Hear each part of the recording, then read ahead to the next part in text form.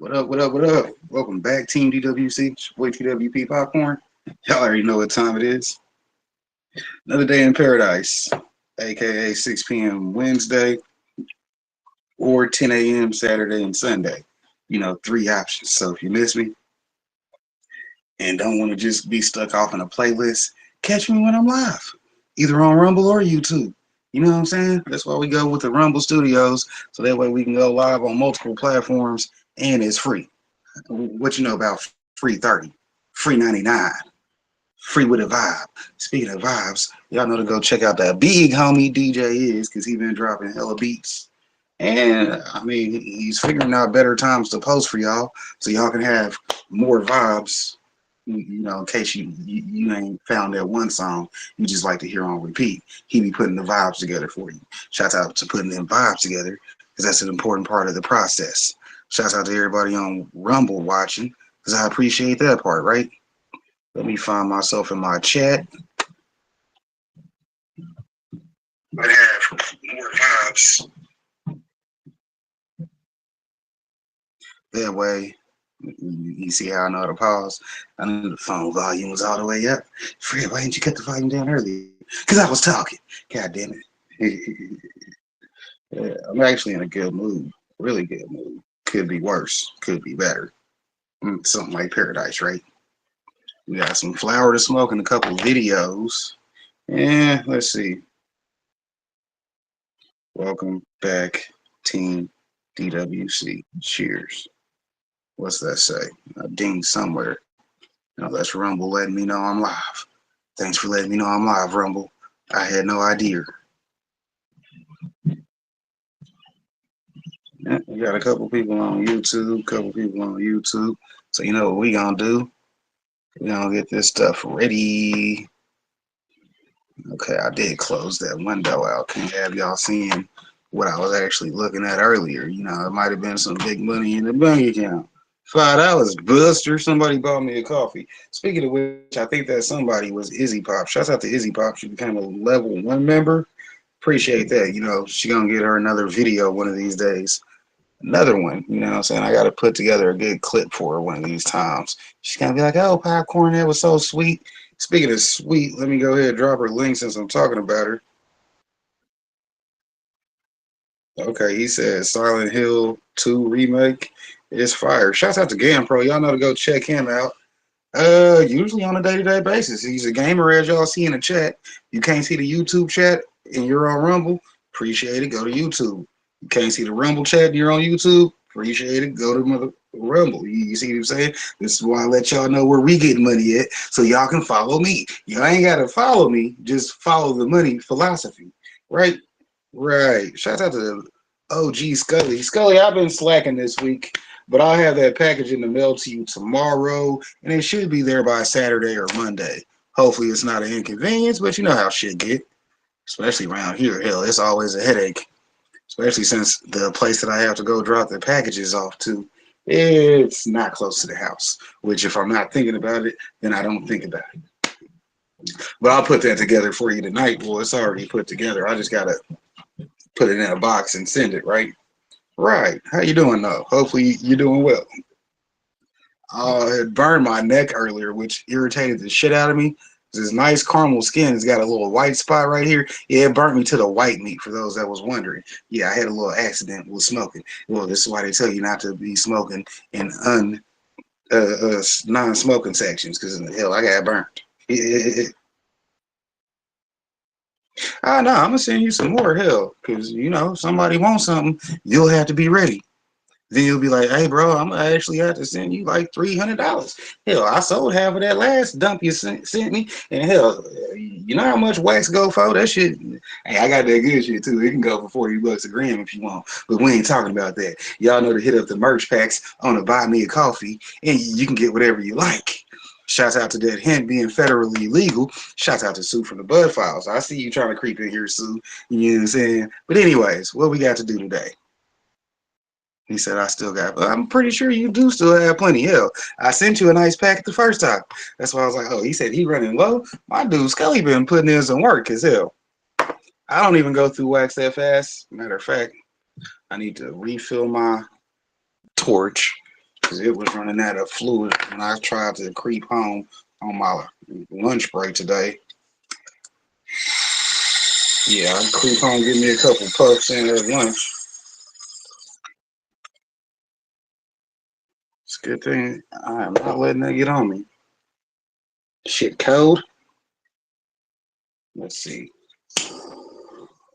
Full flame. It's back in effect, man. Ready to go. I love that kind of butane. Too bad it isn't refillable because it actually works 100% of the time. It's the right size, I guess. It's like some things don't like filling up my butane sometimes, but y'all know how that be. All right, I done sat here and talked for 5 minutes, and it wasn't even about buying me a coffee. Well, let me get ready to get to these videos because I know y'all interested in what I'm actually going to be reviewing today. If not, thank you for just showing up. That's always a welcome sign of appreciation. At least you're here. And then if you comment, you're really here. You know what I'm saying? There be people watching the videos that don't even comment. Like, come get to know your boy. You see what I'm saying? I don't know who you are if you're just watching because you randomly pop through. Hell, if you drop a line in chat, just one line, it could be an emoji. Yeah, then I'll remember who the fuck you are because I'm going to come check your page out. I'm going to be like, who is this? Is it a content creator or is it a YouTuber who's glad to see me in their algorithm? Hell, shouts out to the algorithm. I had to take them work boots off. They kind of heavy right now.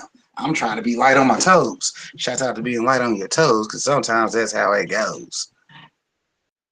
Oh, they got the noise cancellation feature on here now? Uh-oh, I'm going to have to see what some of this does one day. Because, you know, I be having to let y'all know what the functions are on Rumble in case y'all haven't been using it, so y'all can get y'all shit together, too. I keep telling you, as a monetization coach, we going to monetize everything you do. Scully, is you live now, or is that for here in a little bit? God damn it, Bobby. Either way it goes, y'all know to go check out Scully's next performance or reading, whatever he's doing. Emerald Wonderland. It's a great concept. I like how he's doing it. You know what I'm saying? Those roulette wheels for eyes has got some people falling over with seizures, but that's what they like anyways these days. They don't like nothing to be safe.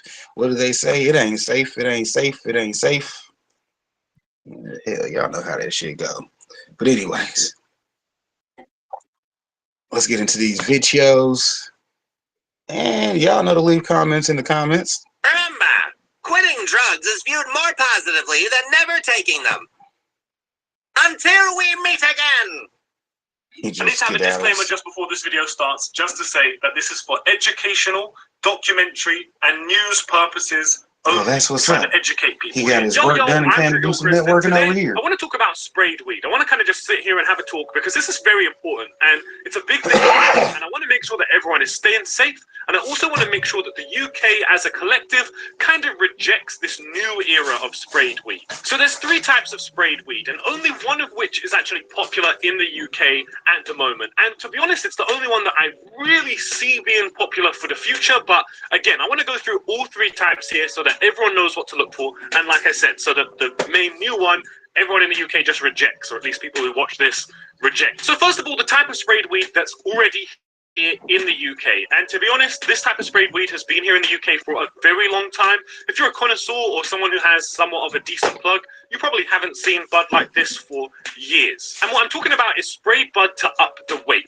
So sometimes people will spray bud with something, whether it be silicone, whether it be sugar or sand or whatever. They're spraying it with something so that way the weight goes up. So that way when you weigh what would have been a G, it actually comes out to like 1.5 G. Then with that, these commercial growers or even just the people who are spraying it, they could be getting this off growers and then spraying it themselves.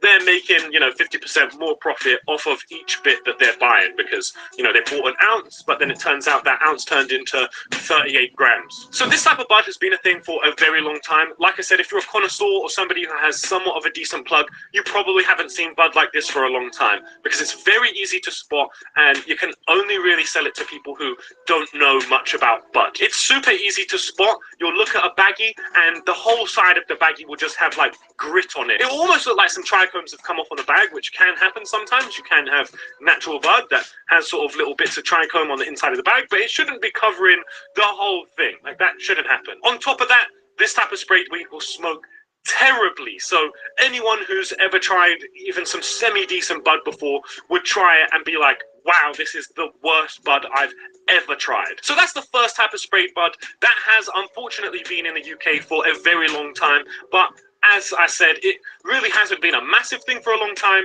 and yeah, if you have somewhat of a decent plug, you're going to be avoiding it. So there's two more bits of sprayed bud that we need to go through. One of which is this new age thing, which I really hope everyone is going to be savvy to and we reject. And the other one is something that has been around for a long time, but we really don't see it here in the UK. But I am going to go through that one first anyways, just so that way people have knowledge of it. Also, just before I go through that, I wanted to mention here that I kind of want to make some more talking videos like this, where I just go through my opinion on a subject.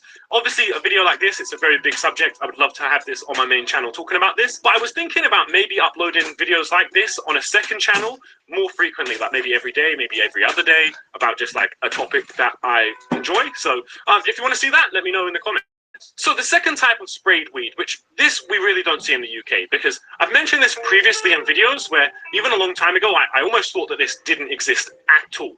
But the main explanation for it was that you can only really sell weed like this to people who have never tried weed before. And that's where people get hemp and then they spray it with like a synthetic cannabinoid. Not necessarily like one of these new age Delta 8s or whatever, but I'm talking like straight up some crazy synthetic cannabinoid that, you know, is super intense and messes you up. This seems to be a thing that's in Germany and in Switzerland, but in very, very, very small communities from places where they haven't actually tried real bud before. Because the thing is with bud like this, when you have sprayed bud where it's literally hemp then sprayed with like a synthetic drug, it is not similar to bud in any way. Anyone who has tried cannabis before will have a hit on that and will be like, what is this? It will be horrible, it will be disgusting, and you would never want to buy off of that plug ever again. So here in the UK, I think we're a lot smarter than that, and I also think if you tried doing that in the UK and tried selling that to people, you're not going to have a good time. You're probably not going to be walking around for a lot longer. You know what I mean? So we don't really have that problem here in the UK. It really isn't a thing here.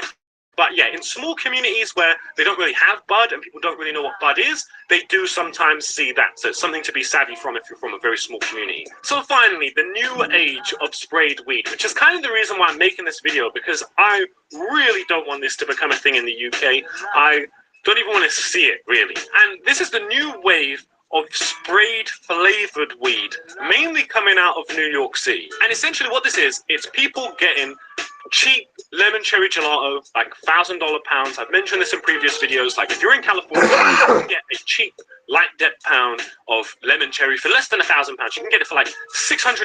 And what these people are doing, they're getting these super cheap pounds, then they're putting them through this type of machine. It's like a massive machine, yeah? And so this machine sprays terpenes into the bud. And terpenes are what's in bud anyway. It's what makes the smell and flavor. It's what makes the smell and flavor in basically any plant material on this planet. And what these people are doing is they're getting matched terpenes, or some of them will claim they're Canada-derived terpenes, but they're definitely not. But either way, they're getting terpenes and adding them back onto some cheap pounds. And there's a lot wrong with this, and there's a lot that I don't like about this, and you might even be surprised to know that a lot of this bud in New York City goes for a premium. It's not even cheap. And see, when I first was looking at this video, it reminded me of some shit from back in high school. Shout out to high school, you know what I'm saying? I'm 39 now, so high school was over 20 years ago. Shouts out to not going to that 20-year class reunion, because guess what? I was a winner back then, and fuck you guys now. You see what I'm saying? Shout out to everybody I went to high school with. You know, I'm cool with a couple people, but well, hell, for the most part, yeah, I mean, I'm popcorn. They can't keep it popping, so therefore, we can't talk about it. But anyways, back in high school, that reminded me of the homeboy, because, you know, there's some shit that he would do, right? He used to sell bags and stuff, but then people would always complain about his shit, because his shit wasn't always right. He used to like to fluff up the weed in the microwave by adding a little bit of water to it and then throwing it in the microwave for like 30 seconds, which, I don't know, it did fluff it up. He showed me one day, like, you see how that looked from a gram to now look like 2 or 3? You see what I'm saying? Because that's exactly what he said that they do. They try to increase the amount that they can get for what they have by not actually giving you what you're trying to actually get. Oh, it looked like a dime, but it's only a gram that he's selling you instead of the 3.5. Hell, it's a cold game out here. Y'all know y'all got to be careful.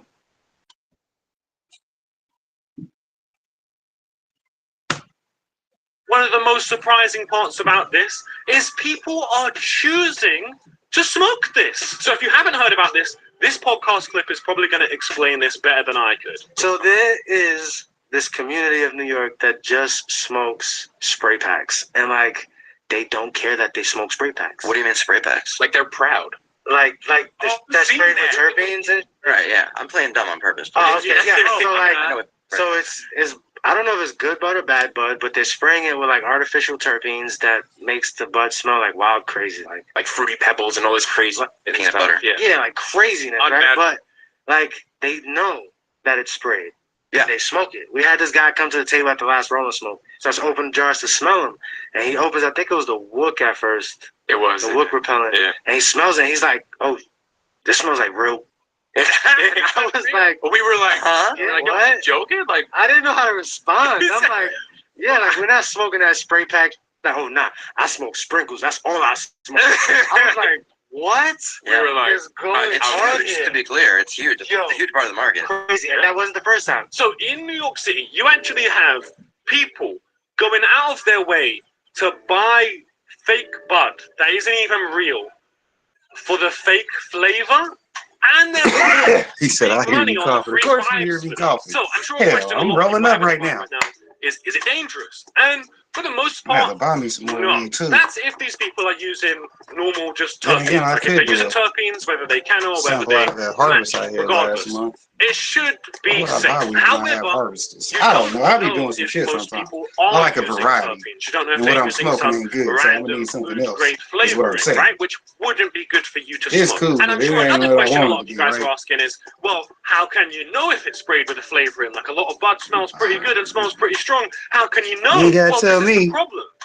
You kind of can't. Unless you know bud and you know what bud should smell like and you know the flavors you can get out of bud, then the majority of people, especially if you've only been smoking for like a year or two or even maybe a couple years, you could definitely smell some of this sprayed bud and think that it's legit. Some of it isn't sprayed very heavily either, so like, you know, the type of flavoring it adds on isn't like crazy in your face, like you open and go, whoa, you know, like, nah, sometimes it can smell pretty natural. So here's my problem with it, and this is my main thought, and I'm hoping that this is going to be the rest of the UK's thought and why everyone should reject this. I don't got time to smoke sprayed flavored weed. I want to try and experience every type of flavor of weed out there, while also in the mix of that trying to have as much of the terpenes that I know I like, and then also trying to experience new ones. And I'm trying to experience all cannabis.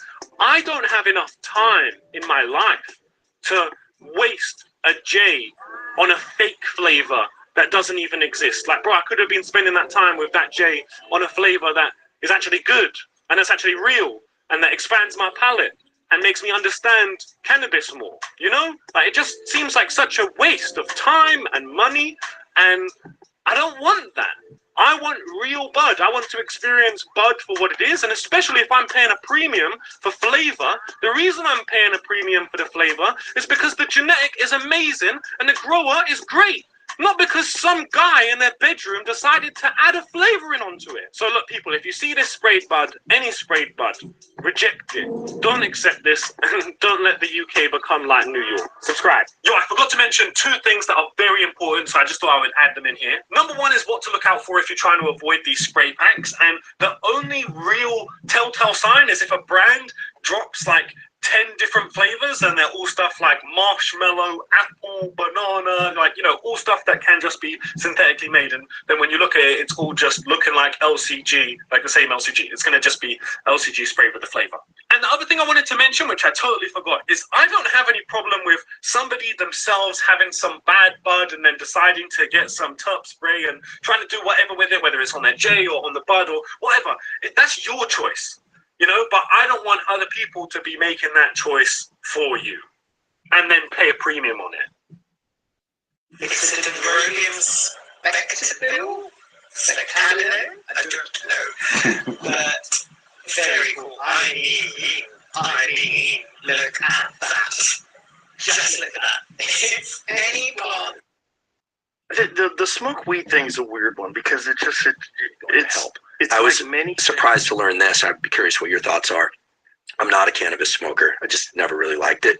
But I had a guest on my podcast named Paul Conti. He mainly works, he's an MD, mainly works on trauma, incredible trauma therapist, and has written about trauma, wrote the book on trauma that I think is the Last one, time I tried in to my clip opinion. Joe Rogan, And then we got into a discussion about like took different down. substances and do they So have I'm gonna listen applications. to him We instead talked of about watching ketamine, him. etc. Asked about alcohol, just by way of comparison, and he said Put me on here. there are basically real zero review, right? therapeutic uses for alcohol, right? Therapeutic. Right. But then I asked about cannabis. Now this isn't something he does in his own clinic. He does talk therapy, not drug therapy. Although he's a psychiatrist, so he can prescribe things. And he said, cannabis is interesting, and it may actually have some therapeutic potential. But the main effect of cannabis is to narrow attention and focus. It actually can increase attention and focus. Now the problem is, it's not a very good filter, so people can narrowly attend to just video games or just to their anxiety if they're already anxious. That's a problem. But when it comes to psilocybin seems to increase creative thinking, new rules and algorithms about what could be an answer. So I'm not aware of how it might directly impact visual perception unless it narrows focus. But most of the drugs that impact serotonin are going to increase focus to some degree or another. And that can be good if what you're focusing on is pleasant. It can be really bad if what you're focusing on is really unpleasant. I knew people, I'm sure you don't, who just smoke weed and they have a panic attack. Yeah, the smoke weed thing's a weird one because it's like many things. It's completely dependent upon the individual, like their individual genetics, their biology, whatever it is that they've had in their past. I know people that smoke marijuana. Because it wasn't on Joe Rogan's channel. I thought it was the guy he was interviewing had it on his channel. Because I already know not to fuck with Joe Rogan and his content, especially on YouTube. Because he's one of the biggest YouTube channels. Shouts out to keeping that respect, but whoever clipped him, I'm wondering about that because I gotta investigate. Hell, how I get my video to where it won't even play. Hell, this video might already be taken down. Well, I see myself right there on the other phone, so they ain't took me down yet. They ain't shot your boy down yet. It's a good thing that I realized, this is that Joe Rogan video, and it's actually a Joe Rogan video. Because like I said, they be hitting you for them copyrights over on Joe Rogan. All respect to the people who copyright their content, so a player like me can't get a good review. But hell, you know how I am. It'll be available on Rumble 24/7. Shouts out to the Rumble only exclusive, because that's usually what happens when a video gets banned on Rumble. It usually takes off when it gets banned on YouTube, it usually takes off because it's going to be only seen on Rumble. Shouts out to the Rumble. Get you a Rumble exclusive. I ain't even going to let y'all know which ones are exclusive. Y'all going to have to start double checking the list. All right, this video's on Rumble. It's on YouTube also. All right, that's a co-sync. Y'all gonna have to figure it out one of these days. Shout out to the people that's watching the replays 10 years from now. It's 2024 when this was recorded, but in 2034, if YouTube still manages to make it, it's gonna be hard to take them down. But it could happen. You dig? I might get on some BS. Like, man, I've been on here for 5 years and y'all ain't monetized me. I'm funking, even though I do got buy me a coffee and we do got hella members. I'm still be funking. Like, I want some of that YouTube money. I want y'all to try to jit me for 30 to 70% of my money. Because then when I cut it off on y'all really gonna be mad. Like, what'd he do? He hit erase. Deleted everything he laid down. So now we can't even get not one piece of AdSense off of him. Man, you gotta be that guy sometimes.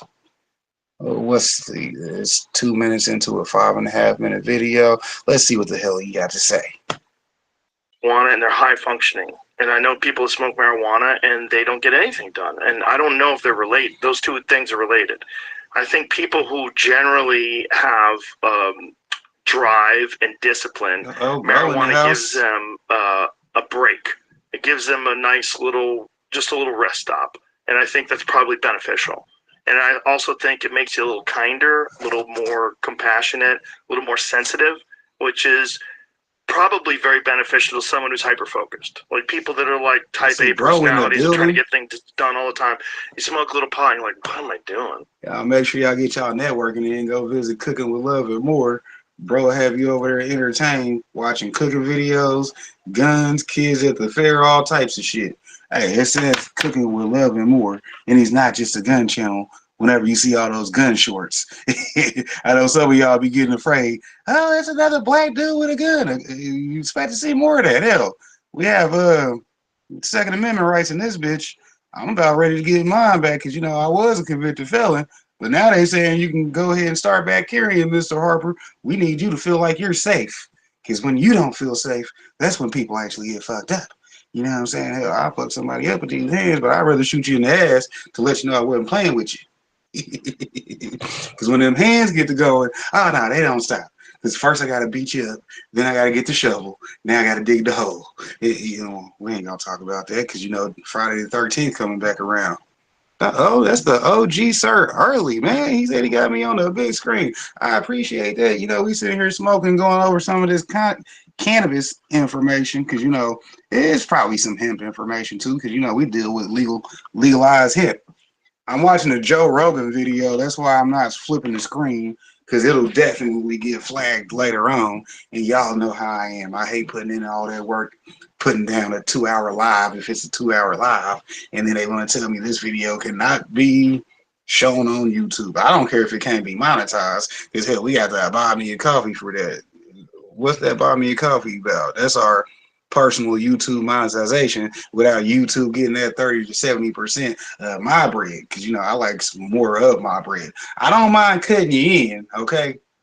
But if I got to cut you or cut you out, it's your fault. Sir, early in the house, I don't like you being looking like you new to the chat, and since I know you're a content creator, I'm gonna have to slide on you one time. And by slide, I mean I'm gonna just go to my other phone and put you in as a moderator. That way you can actually get to know the people in here too.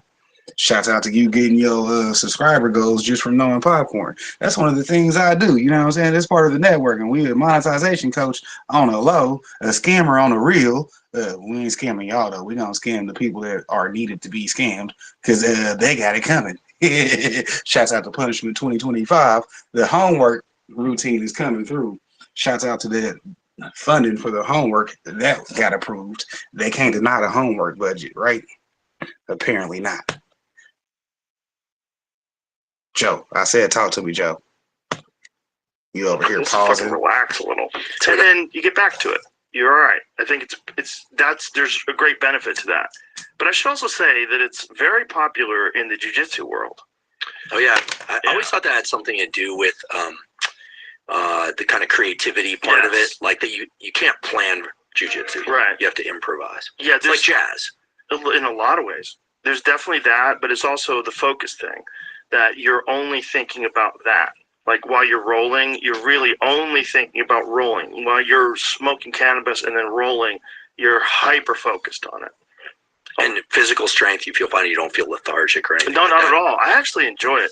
I actually enjoy it when I lift weights too. Oh, I haven't tried that. Yeah, I feel it. Like I feel it in the fibers. It's almost like I'm more aware of like what's going on. This blunt sort of, almost like distance from each individual muscle fiber, which I am normally. Normally, I'm just trying to warm up, and then I warm up, and then I start getting going, and then I, lift light first, and then I work my way up to what I normally use. But when I'm high, it's like I could feel like where it connects to the bone. I feel everything. It just makes you more sensitive about what you're actually doing. And for martial arts techniques, particularly for striking, I feel like I incorporate leverage better into things. I have better balance in terms of like not trying to execute a technique when I'm off position, and it just makes me just more aware of like what's going on with my body. And that's super powerful. We had the nerd in me wants to say, in neuroscience, they call that interoception. Like people vary tremendously in their awareness of their internal state.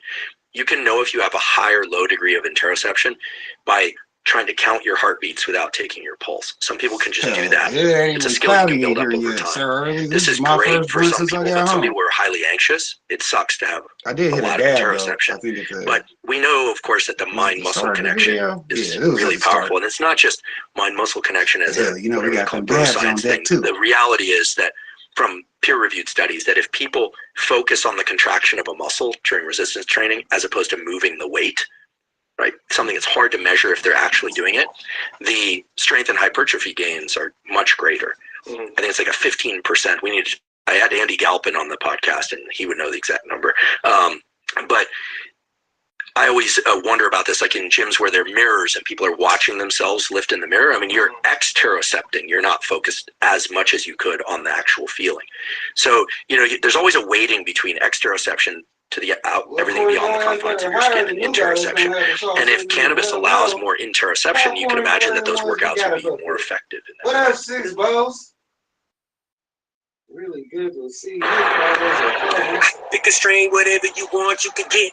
Indica sativa, never rolling plain chain. I know some people, if you want, drop 50, we ain't gon' cop any. Little mama got plenty, so many strain, puffing the flame, nothing but dro. One for the brain, one for the body, one for the soul. Running with strange, keeping the party under control. Up, away, flying. How far are we gonna go? Smoke team in the building. Got him, is what the deal is. Recognize coming with Burns, Felix, fulfilling County boy. Got the liquor. Castle was on the fader. Stevie came with the greenery, mixing multiple flavors. Whatever you want, homie. Tell me when to say when. How about you and your friends? Come get with me and my friends and keep it real with me, girl. I don't want to pretend like this is a new thing. Really, that's what it's been like.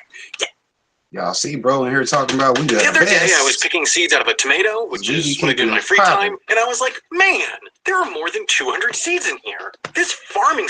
Now, this video is about farmers can't legally replant their own seeds. This is in the general farming industry, but it's not in the cannabis industry or the hemp industry. It probably is in the hemp industry now, but the legal hemp industry. But as far as us home growing, right now we can grow and do our own shit. But this is one of those things we're gonna have to look forward to with federal legalization and regulations coming up. You dig? So make sure y'all paying attention to that shit. I keep telling y'all, hey, if your presidential candidate that you voting for, you don't know their weed policy, you better go back to the video from Sunday. Because I had both of them's cannabis policies in there for y'all. So, I ain't gonna just keep putting that information up for you anyways. She said she loved the Rumpelstiltskin story. Well, hell, you should read it to the kids one day, Six Bows. You got one of those eclectic voices, as they like to say. Yeah, I pulled out a $4 word for you. You see what I'm saying? If you don't feel special, I don't know what to tell you. But anyways, you got one of those eclectic voices that's meant to be reading to children. You see what I'm saying? You can cuss out grown folks, but at the same time, you sound good reading the kids. Shout out to the dude Scully. He'll tell you he gonna want to do a collaboration with you one of these days, because having Six Bows on the show might get his numbers up. But anyways, yeah, you can't actually just take your own plants basically as a professional farmer and regrow your own seeds for profit, because they know you're going to kill the game. And, well, potentially everybody could do it, but everybody won't do it. You see what I'm saying? I mean, they do farmers dirty all across the board, and we're the ones who keep people fed. Like I was telling somebody the other day, them saying that there's a shortage on grown foods is bullshit, okay? There's them saying that there's a shortage is the bullshit. It might be a little bit more expensive, okay, because we had to grow this indoors. You see what I'm saying? It might be a little more expensive, but don't never say that there's a fucking shortage. I was looking at a building the other day, like, damn, this motherfucker got 10 floors. That means I can grow 10 different things on each floor. You see what I'm saying? The top floor is the one that likes it hot, but you ain't talking about the top.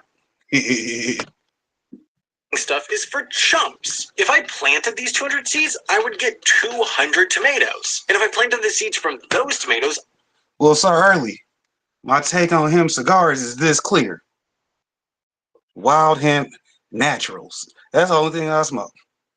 See, they the wild hemp, and then it says natural. It don't taste like nothing. They got some pretty good flavors, and that's the only thing I've been smoking since my homeboy put me on the hemp cigars back in the day. It was like matter of fact, it was around 2020 that he was like, man, you gotta quit smoking blunts, because he stopped smoking tobacco blunts. So therefore he stopped smoking blunts with me, because he was like, nah, you smoke that one by yourself. Here, hit this one. And then I was like, all right, cool. So eventually I had to acquiesce to my homie, because that's the bestie. Shouts out to the bestie. I ain't seen that nigga in a couple months, maybe years. I don't talk to people that ain't trying to put in work. But anyways, that's another story. But yeah, he put me on them hemp papers and raps, because I was like, all right, you're right. I do want to just smoke weed and not tobacco. The Jamaicans like the spliffs, which is what those was, weed mixed with tobacco. But, I'm trying to smoke weed when I'm smoking weed, and I smoke tobacco when I'm smoking tobacco. So, yeah, it's a good concept going with the hemp wraps. You see what I'm saying? I get the wraps. I get the wild hemp. It's a 4-pack, and they're only 99 cents. So for all you backwoods smoking motherfuckers, you get no love around here. You see what I'm saying? Why do you buy those expensive, useless ass cigars and you only get one or two? Then you gotta go right back to the goddamn stove. Like, well, hold on. Last I checked, if I knew I had enough weed to smoke more than 2 blunts, I don't buy a pack of blunts that ain't got more than less than 4 in them. You dig? Shouts out to these hemp wraps, because most of the ones that I see that are the better brands have at least 4 of them for $1.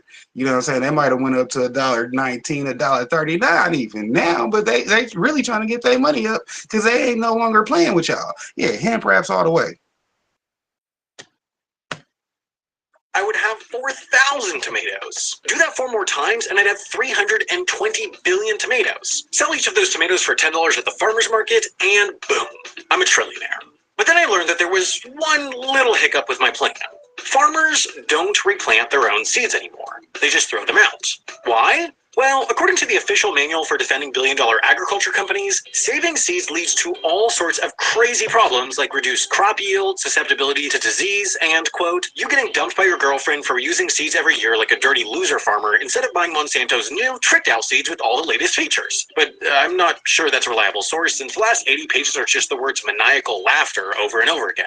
In truth, there are some practical disadvantages to saving seeds, but the real reason farmers stopped doing it after thousands of years is that a couple of companies figured out a way to make replanting your own seeds illegal almost anywhere in the world.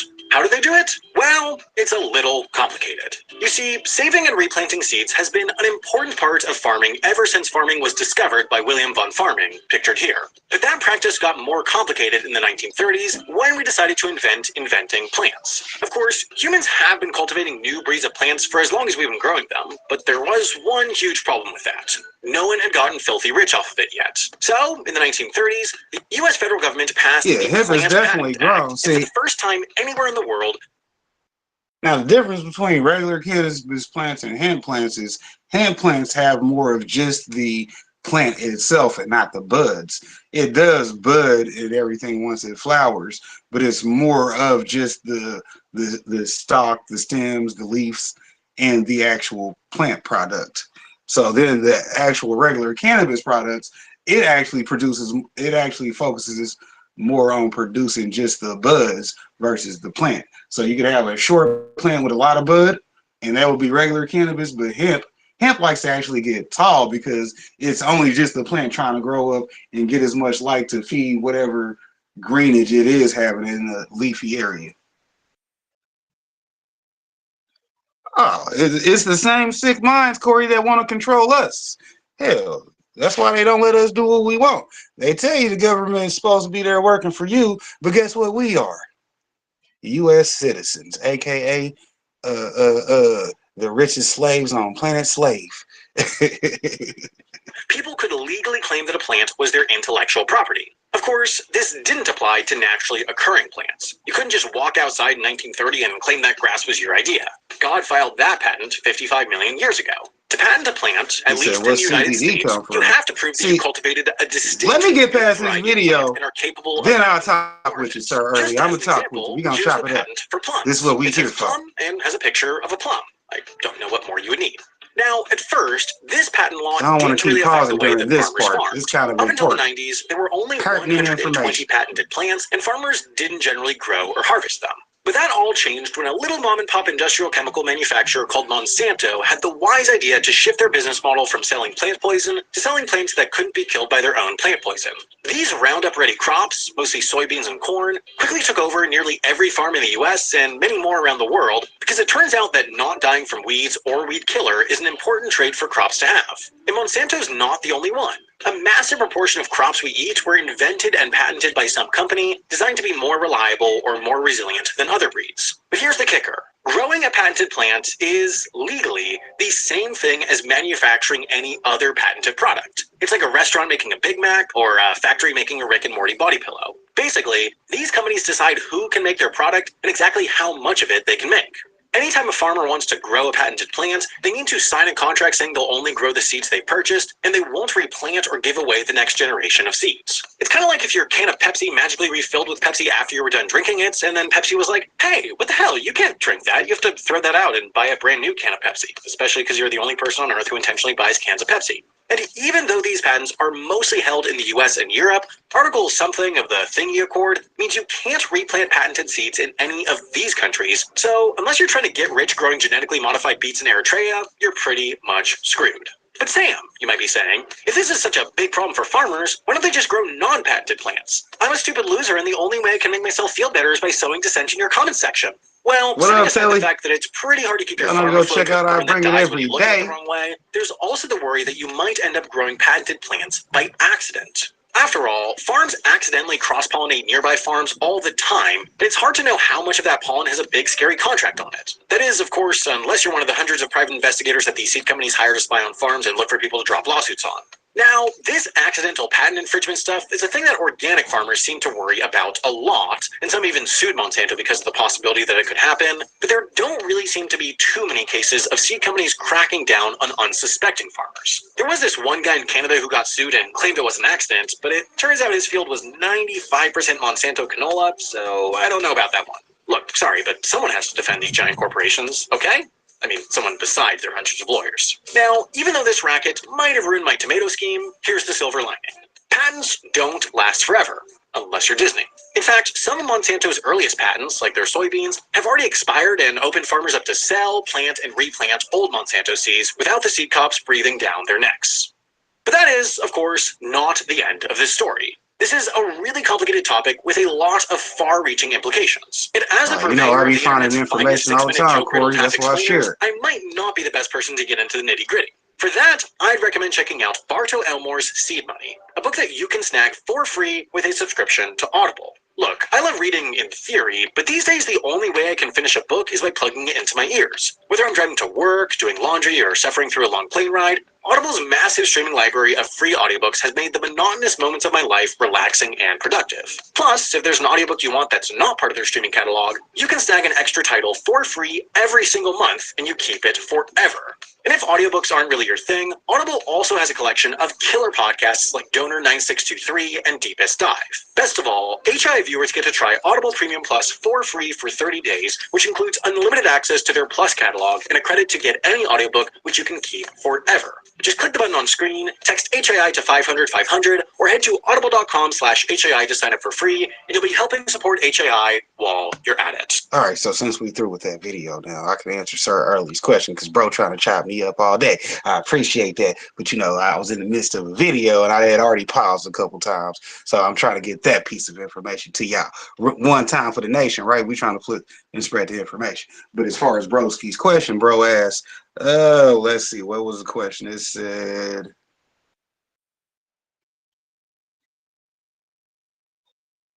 let's see, it said something about what CBD come from. Oh, CBD comes from hemp and cannabis plants, and it's in a lot of other things, like it's in your blood system already. It's naturally produced. So then as far as CBD from hemp and cannabis, it's one of the two things that are produced by hemp and cannabis, which are the, I forget how to say that, but CBD itself and then THC, right? You know that they are both similar yet the same. One's the drug feel that you get when you're getting high, which is what you want from the THC. That's the high. That's the, hey, it makes me feel good. But then the CBD is also what gives you the, hey, when I was high, guess what? I forgot all about my shoulder and my back pain that I was having prior to smoking, right? That's the CBD. The CBD actually is the part that's in the plant that's actually really good for you. You see what I'm saying? Shout out to the big homie DJ is in this piece. Y'all gotta go check out my homeboy, you know what I'm saying? He was live earlier. You see what I'm saying? So the THC be more like the it made me sit down and do something effect. You see what I'm saying? Like he said in the video earlier, you can get really focused in on what you're trying to focus off of weed, which is why I'm so productive, because I smoke before I work all the fucking time. You see what I'm saying? I'm not going to be one of those people that said, man, I got too high and I couldn't work. Nah, I lock in. You see what I'm saying? I'm that eagle with the claw, and whatever's in my claw, I just lock in. You know what I mean? And we just get our shit done. But then the difference between the CBD and the THC, like I'm saying, is the CBD will actually be that body high that you like, right? Because you know how some weed give you that body high to where, yeah, your shoulder stops hurting, that gunshot wound ain't as bad today. In case some of y'all been shot, because you know we from the hood in some places. Shout out to KC. Y'all don't know what our body count is. Y'all better look us up. We on the news every year. You dig? With numbers. But anyways, you know, in case you make it out of that situation, now that letting your hip actually hurt. Well, when I smoke certain weed, which is actually higher in CBD versus THC, or it has a high enough CBD ratio that it actually does more productive things for you. That's what the good thing about CBD is. He said, did you switch to the new numbers? Sir, I am out of product. Hell, I'm almost out of plants. He said the Biden question. Let me see. A large company will infect your soil, so that's exposed. I'm supposed to be fine. Plus, I got a weed felony. Didn't Biden pardon people convicted for bud? I went. Biden ain't did shit. Okay, the only thing Biden did. Here's what Biden did since he's been in office. He came through with we need to change the status of it from level 1 to level 3, whichever way that goes. You see what I'm saying? But currently, weed is still being treated like heroin when it's not supposed to be treated like hemp. Hemp is legal federally everywhere. That's why I'm letting people know. Nah, y'all want to focus more on hemp. The hemp is actually just as good as the actual weed you want, except for there's like less altercations to what is actually known as hemp. You see what I'm saying? You're going to actually get products that aren't meant for buds. They're meant for the other things that you can use hemp for. But as far as Biden, the only thing he's doing is descheduling it. Not descheduling, he's rescheduling, which is what he needs to do is actually deschedule it instead of rescheduling. So it's going from level 1, which means it gets no love, to being a level 3, which means it's not only still illegal, but now it's under strict federal policies. You see what I'm saying? Not just, hey, y'all can grow your weed, sell your weed. It's just like a normal crop. Nah. It's a highly restricted and controlled crop where if you don't listen to what we say, then we gonna come take everything you got, which don't add up, because how my neighbor gonna come in talking about, well, Mr. Harper, your permits was good, but they said you did it bad. How my permit good, but you said I did it bad, now you taking my whole block. Because you know I'm that type of person. I like playing Monopoly over here. We bought houses and hotels. I started with this little strip, then I hit a corner. Now I'm at a block. You see what I'm saying? Shouts out to blocking it up out here. You dig? Shouts out to that Monopoly game. It's on the way. I keep telling y'all. I think after November, we're going to start doing members Monopoly. I'm going to show y'all the rules one day in a video, and y'all know to become members after that. You know what I'm saying? Because members get to win whatever I say my jackpot is. And I ain't going to tell y'all because it ain't going to be a giveaway. It's for the members. You dig? We got to get our engagement up on the Buy Me a Coffee, because you know how we are. We monetizing everybody out here. Hell, we trying to be what do they call it? The top 10 Buy Me a Coffee Buy Me a Coffee. I'm gonna need y'all to get over there. And guess what? We got freebies for you too. You see what I'm saying? You ain't even gotta drop no bread. You ain't gotta drop no bread. Just go over there. Your ass ain't gonna be doing nothing but scrolling when your ass should have been scrolling on my Buy Me a Coffee, finding your freebies. That way I can get my 10x up. Then when I get my 10x up, I can show you that my 10x and plan worked. Because guess what? We 10x my Buy Me a Coffee. Now let's 10x your shit. Because guess what we do? We monetization coaches. That's why we gonna stop and answer questions. I'm gonna get back to this video though, because bro done got me talking, and this is that chit chat weed. Yeah, y'all see what happened. How long we been away from the videos? That's why I said we was pausing. Because we was gonna break it down like a new dub sack. Look, the screen done went off. The screen then went off. Commercials. Makes these turning plants. Number 5. You ever heard of plants that are giving you anxiety? Seriously though, why are you holding on to that plant that just refuses to thrive for you? Is it because it was expensive? Was it a wish plant? Or maybe it was a gift, and you felt obligated to keep it alive at all costs. Maybe it had sentimental value. Ask yourself this: if that plant were to drop dead tomorrow, would you feel sad that it was gone, or relieved that it's out of your life now, that it's out of your control? You didn't kill it. It died. It's the face. Did you? The fucked up thing about Kamala is something everybody should already know. She's just saying whatever needs to be said so she can get in office. So it don't matter what her policy is, because she's right there riding along with Biden. If Biden wanted to do anything while he was in office, he could have did it. We saw what Trump did with the hemp policy. You see what I'm saying? He said, okay, since we know how people are, we're gonna trick people, okay? The motherfuckers do not like cannabis, but there's cannabis and hemp. They're very similar, but they're very different. So we're going to legalize hemp, which nobody had a problem with. He ain't got no pushback about it. You see what I'm saying? Except for now, they still left cannabis illegal, which it still gets pushed back, which is the whole point. The only thing they got to do is switch everything up to just like hemp, and then everything will be all to the good. Now, her policy, she's trying to say she's for descheduling, not the reschedule like her boy Biden said. She said she's 100% down with the descheduling. Now, if we do get her in there, she could have been did that because she's been vice president already. You see what I'm saying? As vice president, she could already be pushing for the descheduling instead of anything else as far as her being in charge of the House and Senate. I mean, hell, she's the one talking to both committees. Like, oh, as soon as y'all got some fucked up shit and don't want to agree, let me have to make that decision for you. Well, nah, see, what happened was, I'm going to tell y'all about Kamala and what was supposed to happen. What was supposed to happen when Sleepy Joe put her up for vice president, his old ass was supposed to die, okay? He wasn't supposed to make it these 4 years. His old ass is trying to be stubborn and make it, I want to be president. I did my time as vice president. I want to be president. Okay, but your VP is supposed to be a woman, and the first woman was not supposed to be elected in. She was supposed to be given her position because she's a woman and she's supposed to be given shit all the goddamn time. Hell, it was supposed to sound slick. Nah. See, they ain't even got to legalize it worldly, okay? It's legal enough here that I ain't got to worry about going to no other places in the world I would think about going to. Somebody asked me that today, like, man, would you ever go to such and such? I said, it depends on what their weed laws are. But for the most part, America now, since it's getting closer to actually having full legalization, I'm kind of not, I'm a homebody. You see what I'm saying? Fuck, I need a passport for. You see what I'm saying? I ain't trying to go nowhere far because if it's too far, I don't want to go.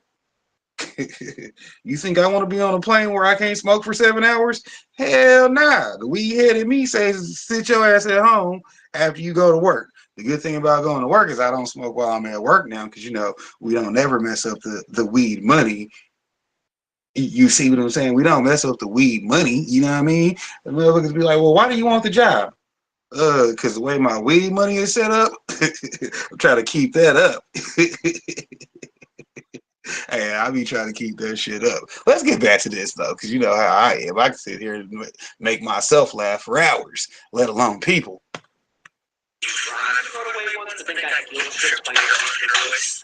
The bottom line is this: plants that are challenging to grow can be projects, but they should be fun projects, and they need to be attainable projects.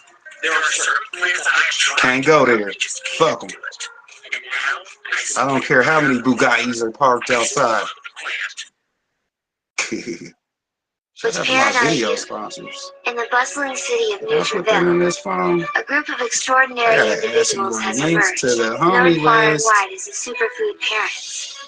They are on a mission to transform their families' lives through the power of nutrition, one delicious bite at a time. Meet Chef Lakita Marie, the culinary mastermind behind the she's smart enough. She's smart enough. With boundless enthusiasm, but she's listening to people who are telling her what to do to get what they want done. What exactly does that mean? Because we all know that there's that behind the scenes party, right? It's kind of like popcorn being a monetization coach. People will know because you're getting more money. They won't respect it because you fucking with your boy. avocados. And instead of masks, they lead with mangoes and berries. Fruits and vegetables are the disease. Like, man, he ain't got popcorn. Popcorn.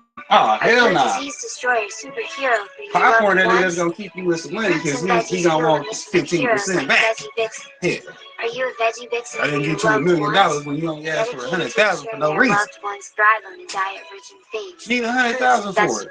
Okay, so when I give you $1 million, what you gonna do? Should you choose to accept it? You don't know what you gonna do? You gonna give me about 15%, motherfucker. That's what. By reaching the highest levels of health and slap the shit wellness up out daily. Become a plant-powered titan, a superfood avenger, or even a face crusader by earning 5 points for every fruit or vegetable eaten. It's a fun-filled quest where nutrition meets excitement. Since both you been to Dubai, you over here trying to share a story with us. My first trip to Dubai, it was my honeymoon popcorn. Leave me alone. I've been married. Which means you now have a flavor to track your weekly meals like a true champion. You might want to check that shit. Yo, iPhone's predictor text was wrong. Are you ready to join the ranks of the superfood parents? Are you prepared to unleash the power of taste? Look like Six Bows don't know who my video sponsors is. Hell, she probably knew him before me. Let's begin your journey to becoming the ultimate superfood hero. To become a sponsor, just visit superfoodparents.com. Your body is made up of many different anatomical systems, all working together to form what we call an organism. So, for instance, you have a nervous system, digestive system, cardiovascular system, just to name a few. That ain't even nothing near fresh. Dedicated roles and jobs. It looks like it's been body. decomposing for a while. Are what you could almost think of and here he is just playing in it, elbow deep. To integrate them I forgot to tell y'all, this gets a little bit distracting. Hopefully y'all already ate. And with the use of the cadavers here in the lab, today we're going to take a look at the organs and structures that the endocannabinoid system is involved with and see exactly why it is that when you consume THC or CBD or some of the other cannabinoids, they can have such far-reaching effects on the body. It's going to be a fun one. Yeah, I prefer to stay a local countryman.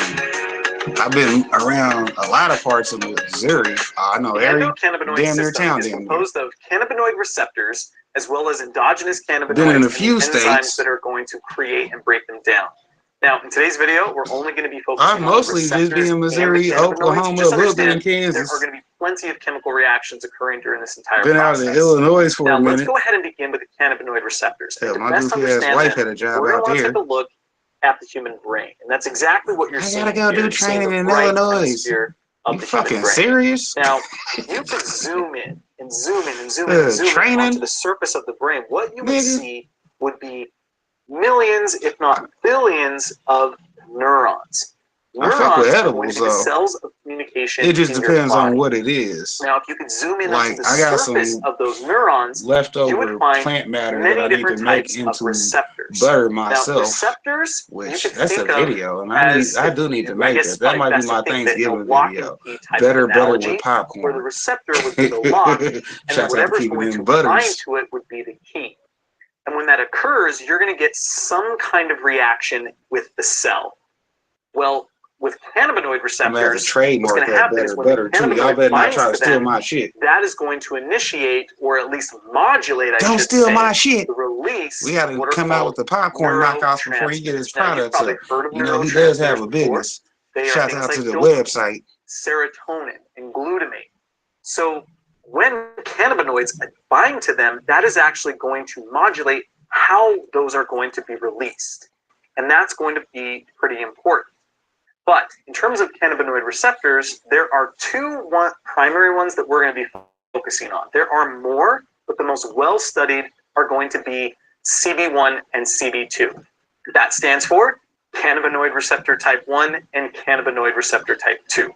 Now, with the brain, that's where you're going to find the highest density of CB1 receptors. Now, we do find them in other places in the body, but they are most dense. Now I'm gonna pause it while he's not on screen holding the brain. Keep telling y'all he actually got human parts in his head in this video. Shouts out to keeping it real. Hopefully you was ready. You wasn't ready? You forgot where you came, because this popcorn, we keep it all the way 1,000. What you talking about copyright? This video or something else?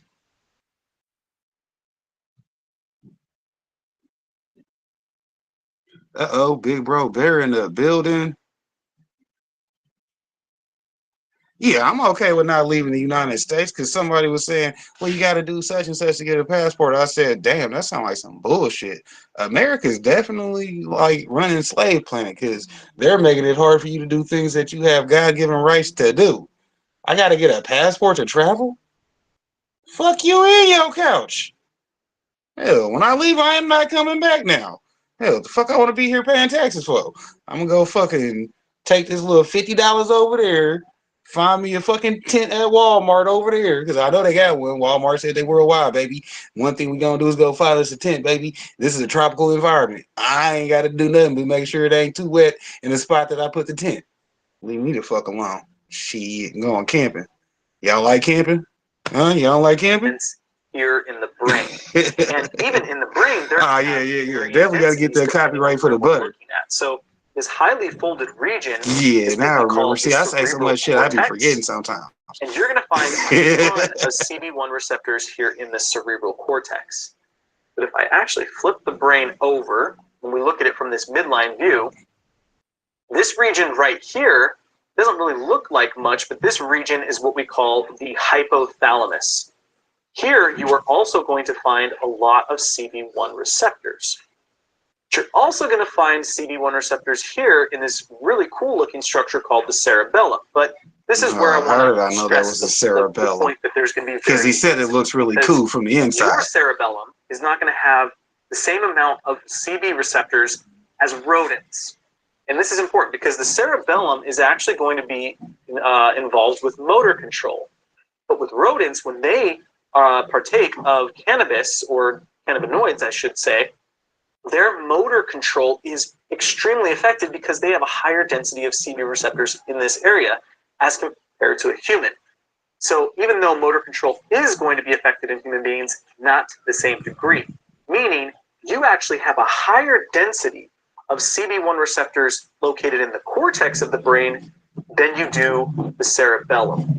But you're also going to have CB receptors in areas we can't really see. So if you could kind of picture deeper down, like kind of like in this region here and then right here, and we just can't see it in this dissection, there's going to be another structure called the hippocampus. And the hippocampus, some of you might recognize as being associated with memory, which is probably not going to surprise you, especially when we're talking about cannabis.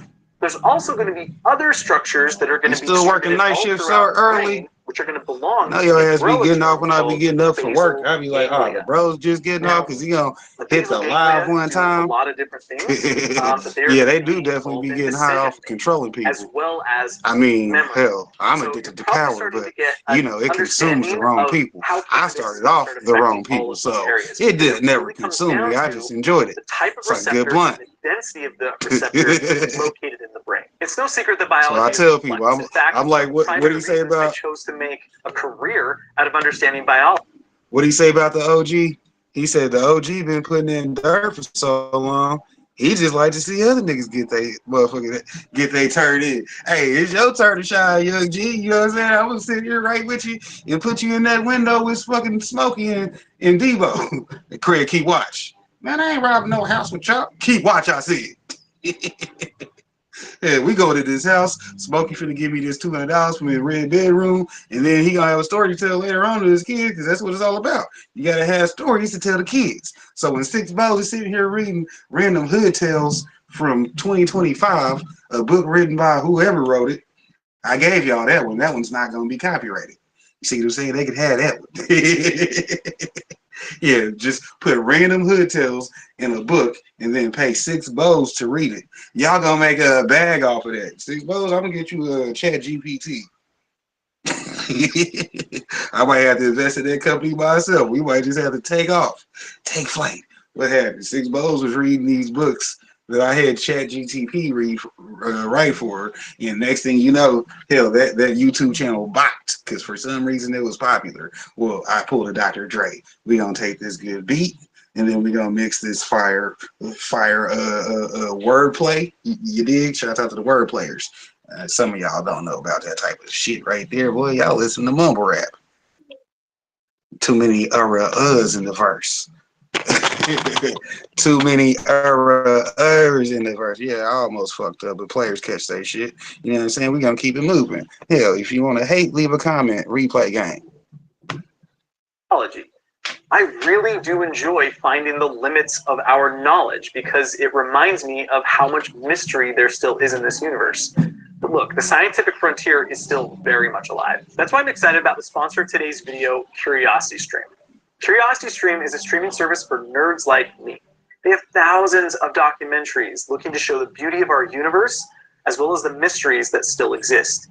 My favorite documentary right now is The Secrets. And this is the second video I done seen somebody say that. When referring to themselves, they go, "Oh, I'm nerding the fuck out." Listen, okay? It's okay for dudes to say they nerds, but it ain't okay when Kanye West say he a god. Come on now. They say you're supposed to be confident. Make that part not make sense. Somebody getting active with that vacuum upstairs. They should have known I'm still going live. Shouts out to buying a YouTube studio here in Kansas City coming up. We might have one of those for you. Tired of the kids interrupting your live? Come to Popcorn's YouTube studios here in KC. We gonna get y'all a studio together for y'all so y'all can come down there and do your video in a room that's quiet. For real. You dig? We know you can't do it at home. We'll have laptops, phone plugins, everything ready for you. You see what I'm saying? We gonna get that set up. Like I said, I'm in the monopolizing the business industry, and we trying to get our communities something positive to be doing, right? Yeah, we got somewhere for you to come.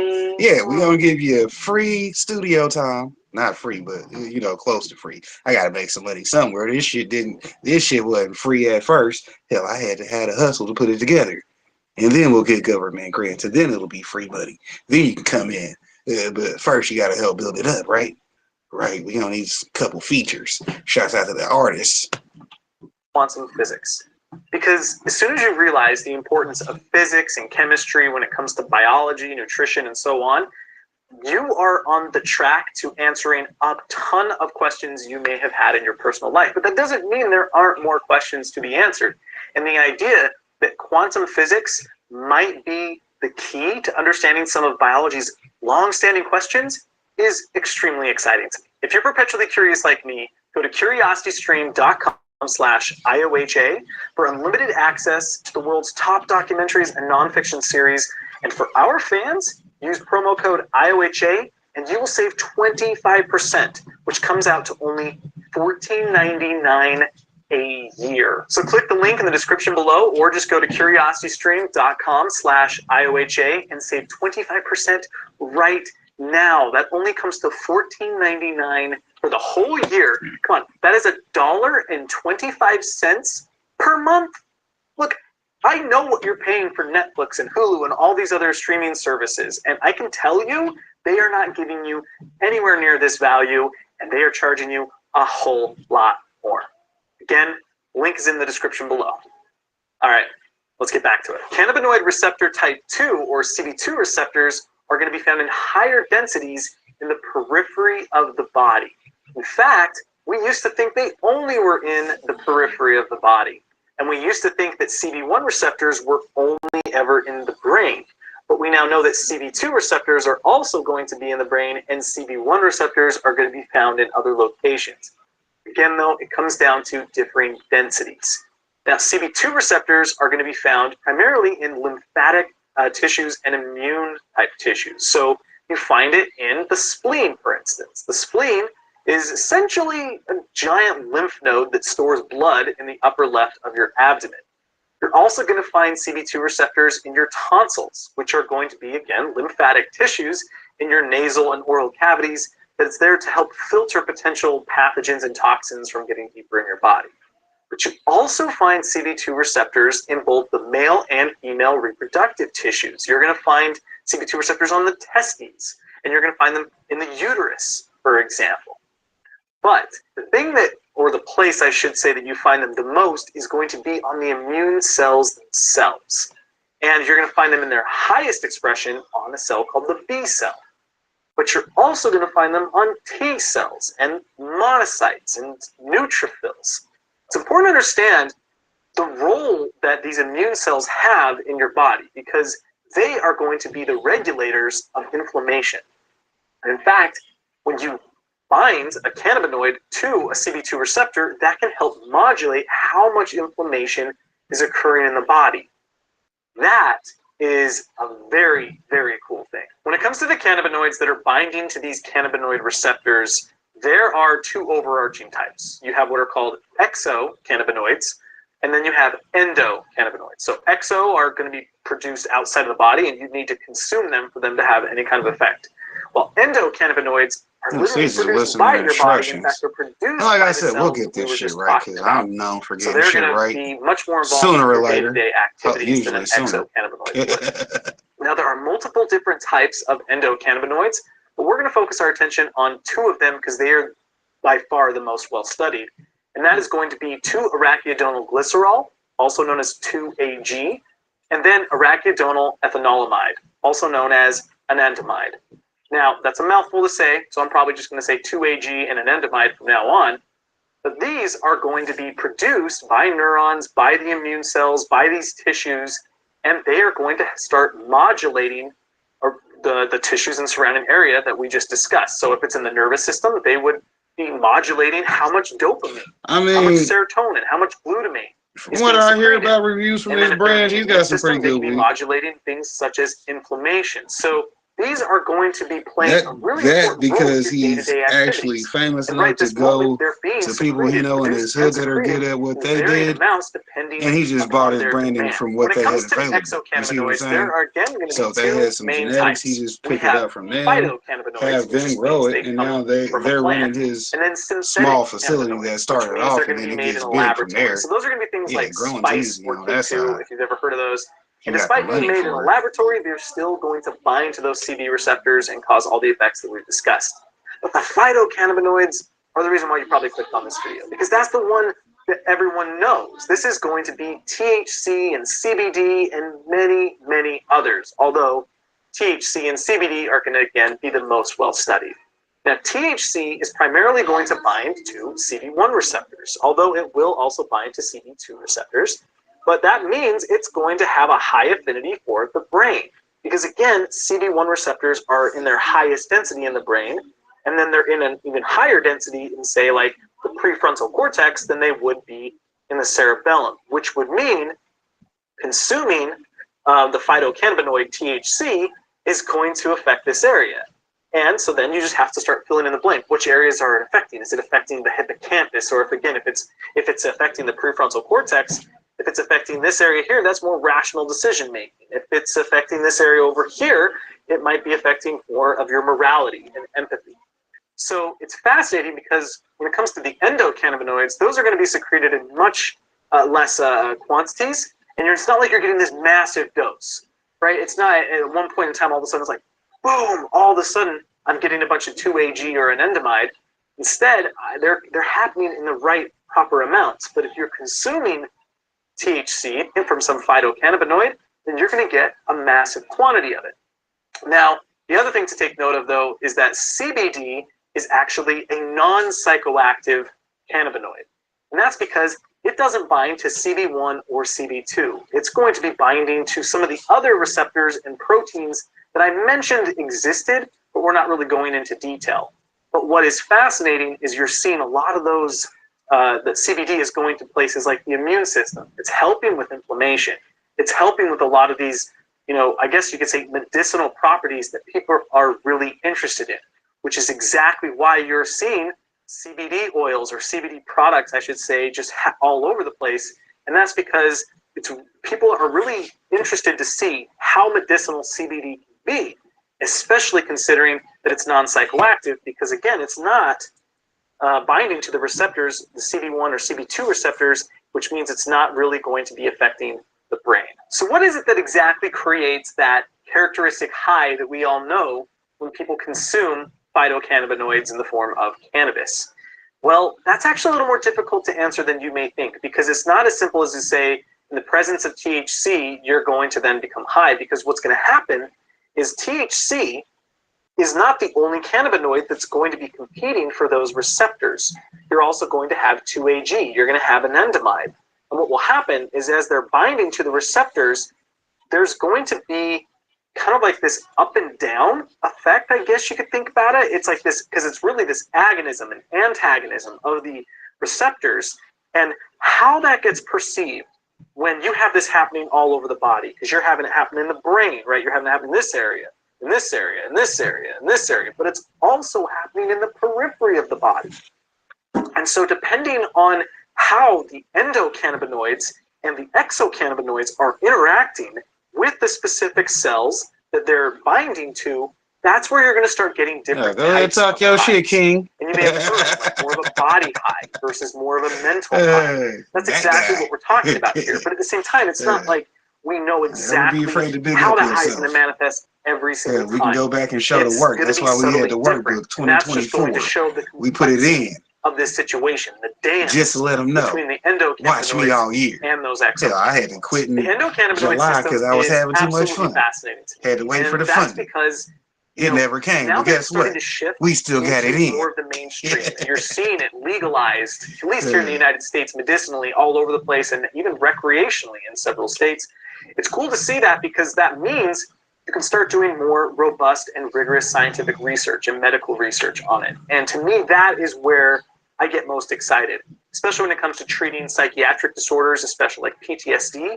Really hits home to me as a veteran of the United States military. Sir, early, I don't know if you missed out. That's why I said you got to be careful watching videos with me. That's actually a real brain, because this is actually a neuroscientist we're listening to talk right now. These are actual body parts he's digging in. That's why I said earlier, he's just over here elbow deep in some guts for real on camera. You dig? That's why I said for some of y'all might not want to watch this part of this video, because those are actual parts. He ain't playing. I told you. That's why he got the gloves on. I'm really excited to see where things are trending. You think twice about the video now, right? But I like, also, oh shit, that is a real brain. Better look like at that motherfucker in his hands. Oversell things either, especially when it comes to CBD. CBD has some real amazing potential, but it's hard to really know and respect that when you're seeing CBD items being sold literally everywhere, and people are just stamping CBD on anything they can, and they're, it has a real snake oil feel to it when it comes to me, and that's not CBD as much as it's just the products that people are doing. So I hope we're able to find this balance where we can find out what it's really capable of without overselling it. Because so far, what we've seen... Yeah, because I remember this is like the second time I've reviewed content from this creator here, because he's an actual doctor. That's why I said I be finding them good videos, because I like the people that are actually in said field that they are supposed to be from. Not like them people like Kamala that said they did this coming up. I ain't shooting shots at her because she really ain't been putting in work. Hell, I'll look back at the work she said she put in.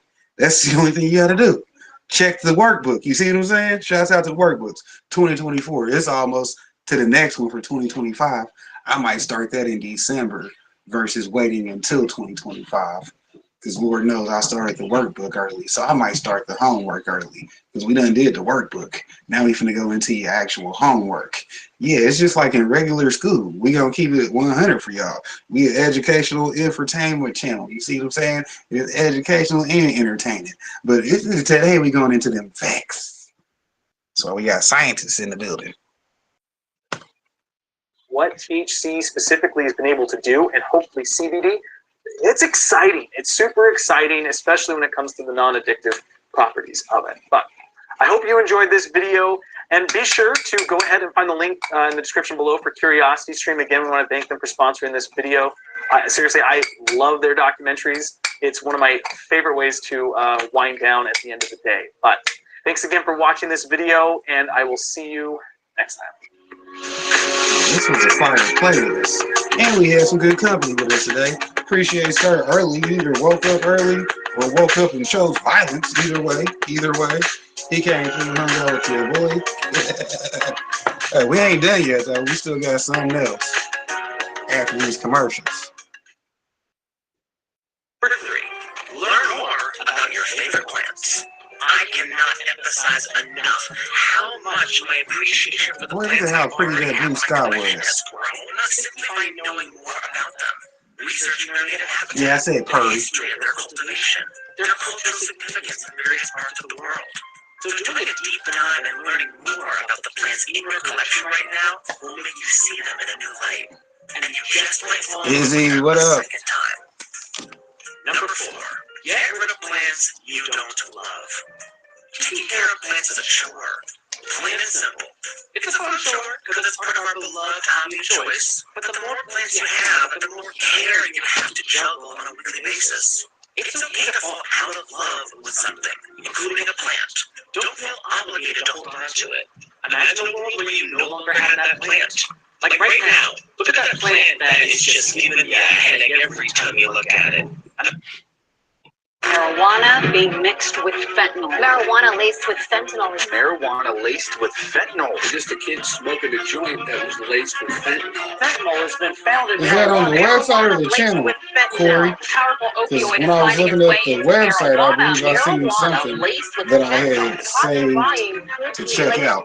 deadly fentanyl. In a time where all these stories about laced cannabis full of deadly fentanyl are always in the headlines and on the news, the risk of accidentally coming across this tainted weed seemed to be very real. Either this fentanyl problem in the US is just worse than I thought it was, or maybe all of these news channels and all of these police departments are just completely lying and making all of this up. We're about to find out what's really going on, and the crazy things we're about to uncover might change the way you look at cannabis forever. And this video does not depict or endorse any drug use, and it's not intended to promote or glorify drugs. This video is for education. Shouts out to Matt over on the Strain Show. I know go check him out every Monday. People have been saying alarming things For about Medicated cannabis for a Mondays. long time. In the 30s and 40s, they used to say it made black people and immigrants go crazy and insane. Then in the 60s and 70s, they used to say it was turning everyone into long-haired, lazy hippies and getting them hooked on heroin. And lots of people just believed this stuff. But over the decades, we started hearing new information and public opinion started to change. And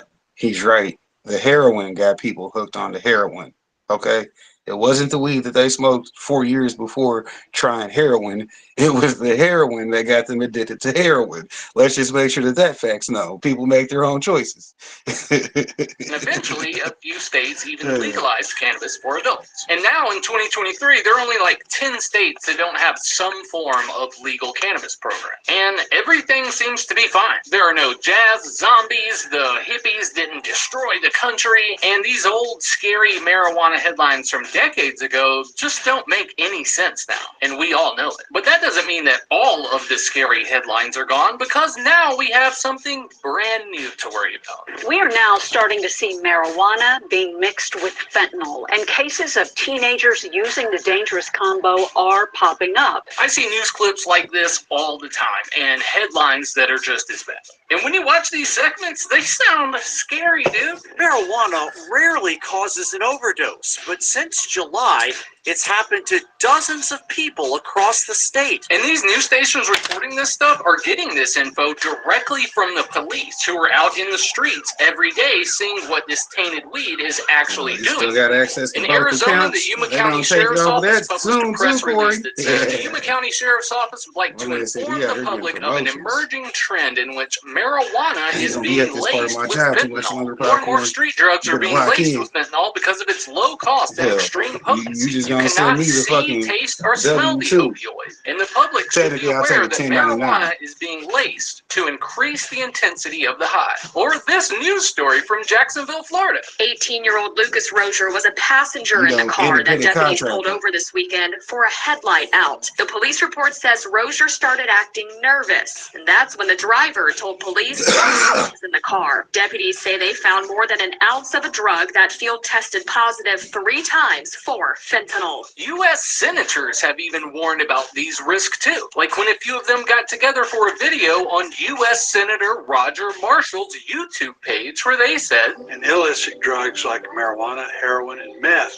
are being laced with fentanyl also. I've even seen medical professionals on the news saying these exact same things. In my clinical practice and amongst some of my peers, we're seeing more kids reporting they thought they were just smoking marijuana when drug screens showed fentanyl, and they would have toxicological or medical side effects consistent with that. So that's all we need to see, right? The police, the politicians, the news, and even the doctors agree that cannabis is being laced with fentanyl. So why should we even look at this any deeper? Well, because if these stories ended up not being true somehow, that would mean that the police and the politicians and the doctors have all been in on some big lie, and then all of the news stations have just been reporting it like it's true. And there's no way that's happening. Is there? First, let's just look at the basics. The stories being reported are that cannabis is being laced with fentanyl to make it more potent.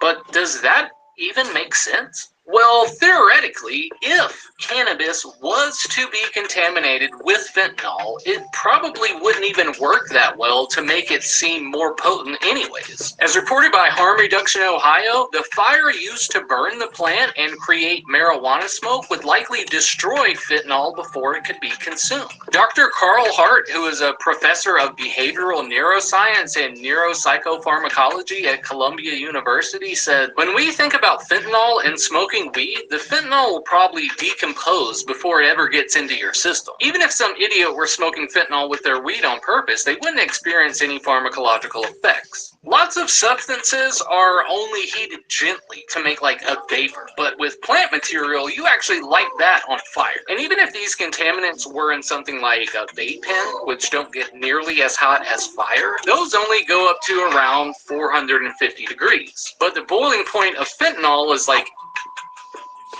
so like a vape wouldn't be hot enough, and a flame would be like too hot. And even if it did give the illusion of more potent cannabis, it still just doesn't make any sense from like a money standpoint. Medical News Today says, as fentanyl remains more expensive than cannabis, fentanyl-laced cannabis would not make financial sense. But that doesn't really mean anything because a dealer on the streets wouldn't necessarily know all this stuff. And even if they did, they could still choose to dust some cannabis up if they wanted to. So let's look at the facts that we already know and see what is really going on. Because the real truth will make you look at all of this in a completely different way. And there are some real concerns that you do need to know about. The cannabis website Leafly published the results of a 6-month investigation into reports of fentanyl-laced weed, and their headline was, "Fentanyl-laced marijuana is a myth. It's time to end the hype." The Leafly investigation showed that all of these reports can be linked back to one claim made in 2016 when an official from British Columbia said, "I think regulating marijuana is even more important now when we're finding fentanyl in marijuana." And that was a sentence that wasn't even true. And Vancouver police quickly followed up with the correction that said, "The VPD has not seized marijuana that has been tested and shown to be laced with fentanyl." And the lady even had to retract her statement. She said something like, "Oh, I'm sorry, I didn't know that information for certain. I just heard that from a colleague." But that one sentence started all of this when it got reported in the news. None of the follow-ups or retractions saying that she was wrong ever got reported in the news, but once this was in the news cycle, it seemed to just keep getting reported. Like in 2018, there was an incident when a bunch of students from Yale got sick from contaminated K2, which is not cannabis at all. But it got reported in the news like this. Tonight, we have a shocking story where more than 70 prominent students from Yale have overdosed within one 24-hour period because of fentanyl-laced marijuana. But a few weeks after that was reported, the DEA office in New York said that that wasn't true at all, and that the only thing they found was the synthetic drug K2. They didn't find any cannabis, no opioids of any kind, and no fentanyl at all. But Leafly is a cannabis-based website, so they could have a bias. So let's look at some other opinions. Medical News Today says there is little evidence to support these reports, and some groups claim it to be a myth.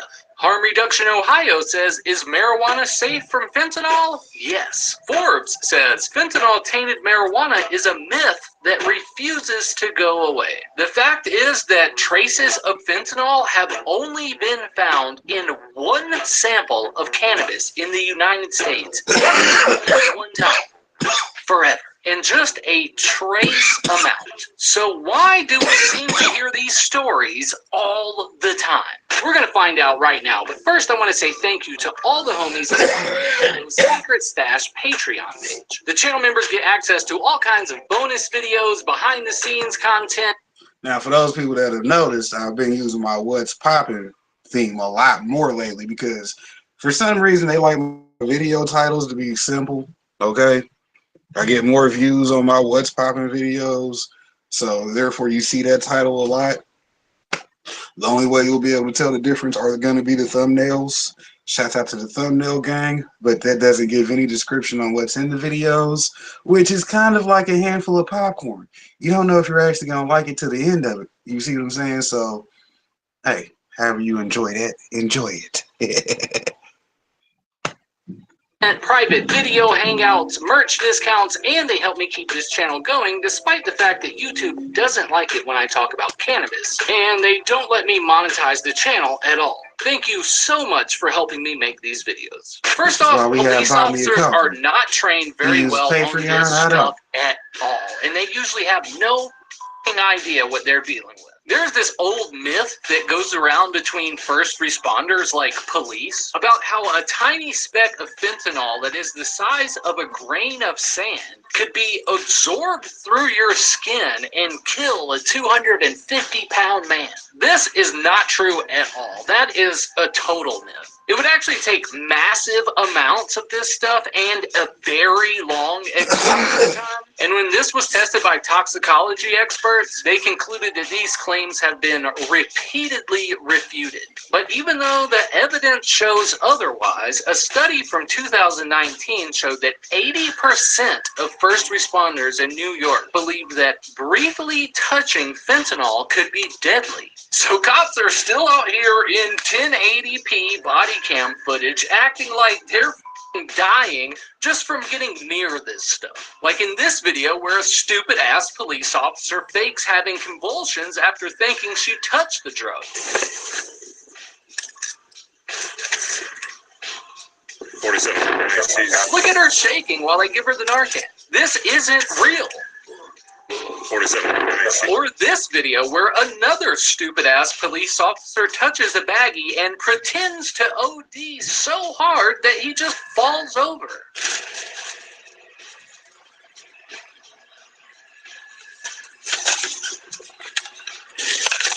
Breathe. It's okay.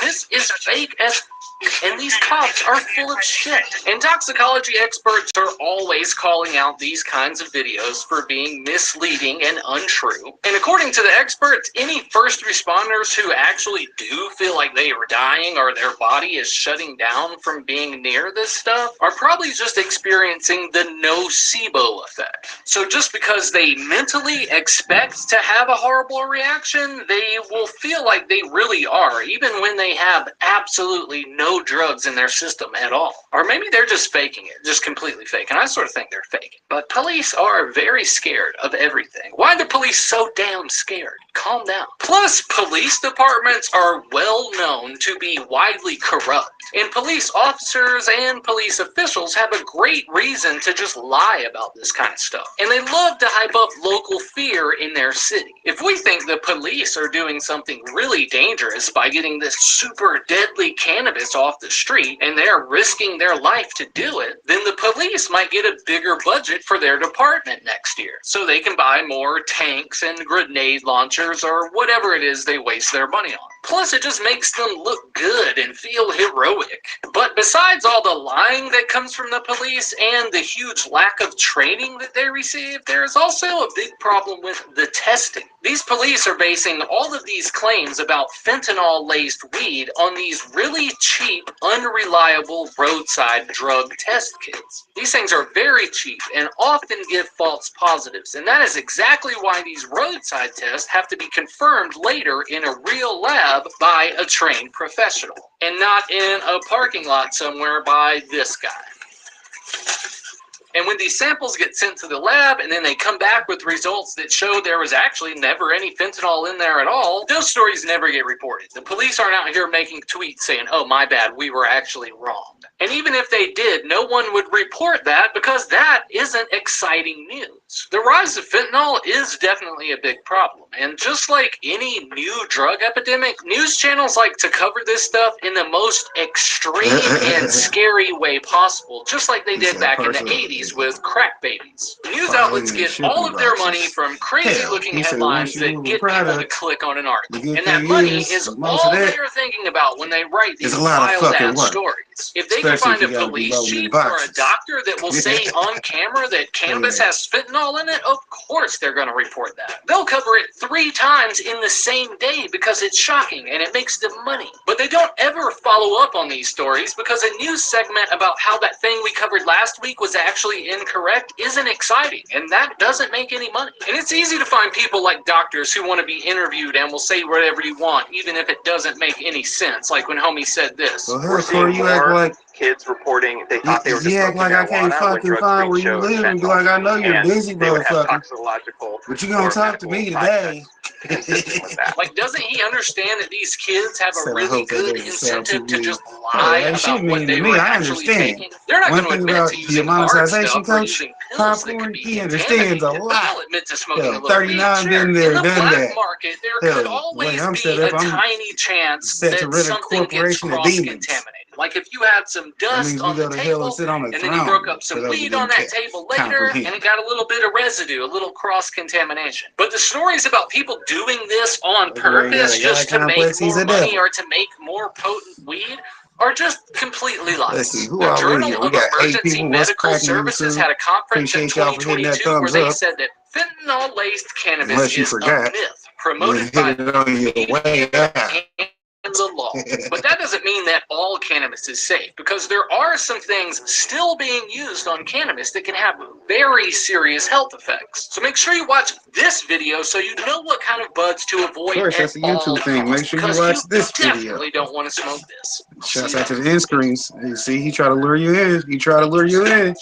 Keep you watching, right? That's a good playlist option right there. Y'all make sure y'all go get stuck in one of my playlists, especially the Workbook 2024, because we put in that work. Just like DJ is. You see the beats. Shouts out to that big homie. Y'all seen when he pulled up. Y'all know to go check out his page. Real spill.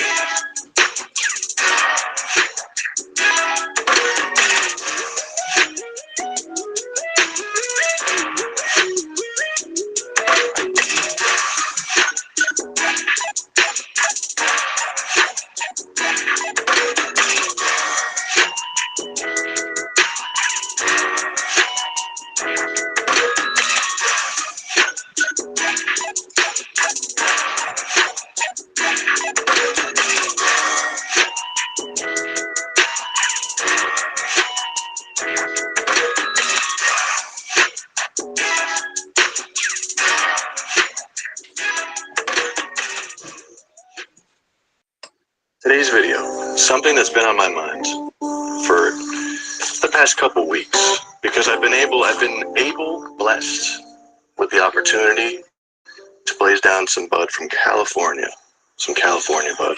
And it's always been this exclusive, elusive thing my whole life. Ever since I started blazing in high school, it was always like, oh my gosh, you have stuff from California. whoa. And that's always been the selling point of like, dude, it's straight from Cali, man. Trust me. It never was. Never once. I don't think, honestly, until maybe, you know what? There might have been one time, 1 or 2 times, maybe, throughout my whole life I've ever had the opportunity to smoke anything from California or even the West Coast in general, Midwest. I've had a lot of rosins and stuff from like Laser Cat and 710 Labs from Colorado. I've had some good stuff. But California, it's always just been that elusive. It's straight from Cali, and you just gotta trust them. Up until recently, man. Every time recently that I've smoked bud from California, it's given me this feeling that I haven't felt in over 5 years at least. It had me thinking, what makes this different? What are they doing differently over there than over on the East Coast? The bud I've had from Cali was Pine Park. That was some of the stuff I've had. Eric Kahn gifted it to me up in Boston. That was really nice of him. And that stuff had me making cinnamon rolls at 11:30 at night. Okay, and I don't know. Maybe it's just I'm used to the genetics, the phenos that the Connecticut dispensaries have, and it's all just kind of the same stuff, relabeled as different strains.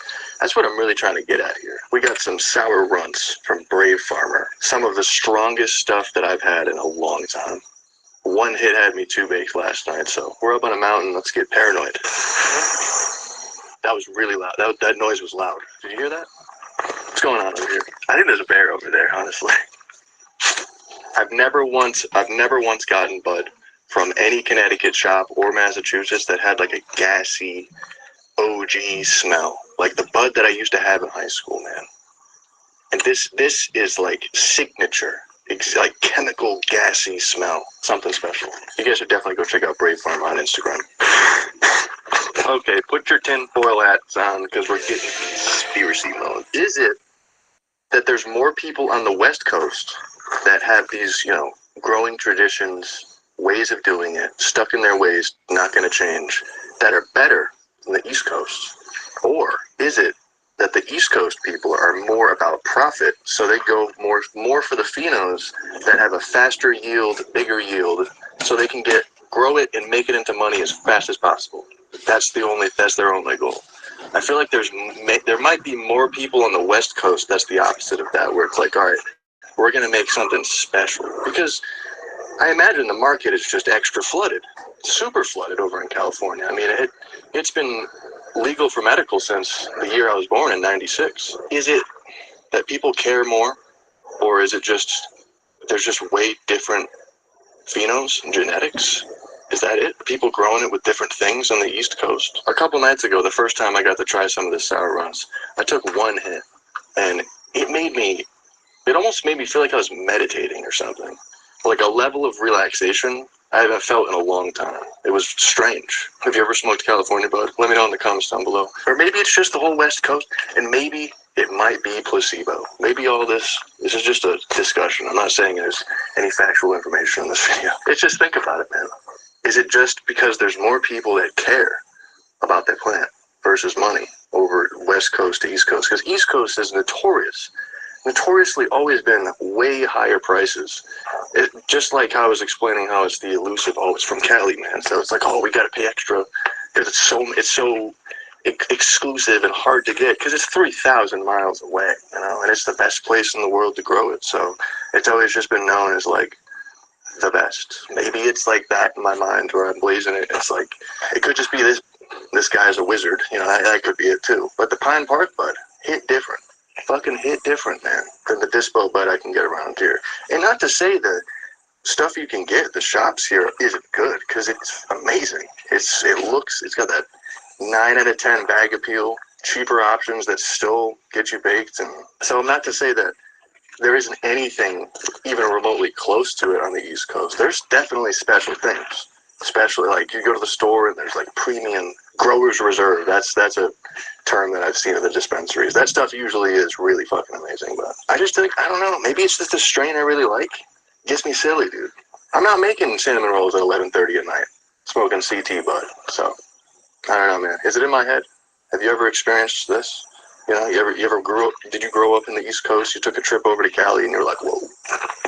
I feel like that's a story I've heard, where it's like people go over there and they smoke Cali weed and they get blown away. They're non-verbal baked and they're sitting in the chair like, whoa, dude, how do you do this every day?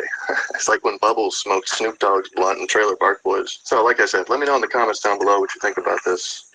I'm gonna just assume across the board, West Coast wins, you know. East Coast is known for a couple things like sour diesel. That was when I was like a kid, when those strains were really popular.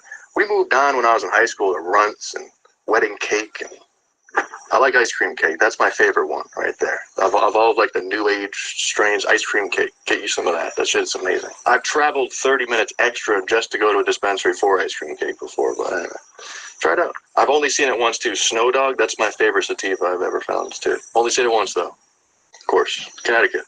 Follow me on Instagram and Twitter. Right there, dude. They're right there. Twitch for gaming live streams. Right there. Patreon for now 250 smoking vids. Check it out. Pinned comment below. Support the channel. $1 a month. Thank you to everybody on screen. Your support really helps me out. The entire YouTube channel you're watching right now is demonetized. Just for good. I don't think I'll ever get it back. We can reapply in October. See what happens. I might have to edit out some videos. Buy me a coffee. I had the Snazzy Sesh website.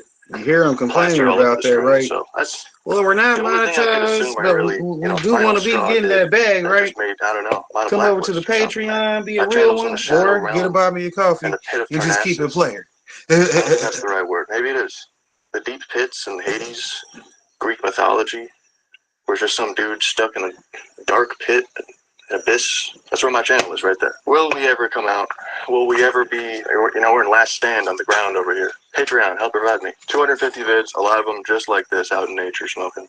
So check it out. Thank you for the support. Thank you for watching. Hope to see you guys in the next one. Stay high, stay lit, and stay snazzy. Peace. Yeah. So like Fox Farms though, like I noticed like, so if you're going to plant in some Fox Farms ocean forest, you're saying, you plant a plant in there and you veg it out for like 2 months and you get that plant monstrous and you're ready to flip it into flower. Now you have to add amendments to there because there's nothing left in it. Well, back up just a little bit. When you say you planted it for a couple months and it took off monstrous, do you know what's in that mix that makes that plant grow? Synthetic salts. I mean, it's pretty much what it is, but it's ammonium nitrate. So they spray this ammonium nitrate on sawdust, and that ammonium nitrate is like acid on a fucking slug. So think of the organic and biology that's in there. It's killing. They put that on there. You can throw a pile of that. It's called nitralized sawdust is what the industry calls it as an amendment to mix it, and that's what they buy. Roots Organic, a bunch of them do that as an amendment, and that's their nitrogen pack. And then they tell you they put a bunch of guanos and they do other stuff. They don't put shit on it. That's what it is, and that's the reason. The difference between a good quality soil and them, and you just explained it, is it shot up and it grew some veg and it did really well. But the thing it's missing is that now, like if you grew in my soil or some good soil, it's not always my soil, but the difference between mine, you're asking, and Fox Farm and all the case studies, Fox Farm with ammonium nitrate in the soil, that plant will shoot up really quick. It grows quick, and it's a tomato plant. Let's just call it tomato. Let's do tomato, but same thing with any other cultivar, is it shoots up really quick. And it puts off a few tomatoes, and the wind comes and that plant has no structure and it falls over and it's lanky, right? My soil versus the same tomato plant, you got a fucking heavy stock, you got this plant that just fucking sits up and does its thing, and it's putting off tomatoes, you know what I mean? Yeah. So that's the difference. And why does mine do that? Because I have a living soil concept behind it. I want you to grow with bacteria. I want you to grow with fungi. I want you to do everything that is healthy in that plant. The last thing you want to do is feed ammonium nitrates in a tomato to your kids at the dinner table. If you once you know kind of. You know? So.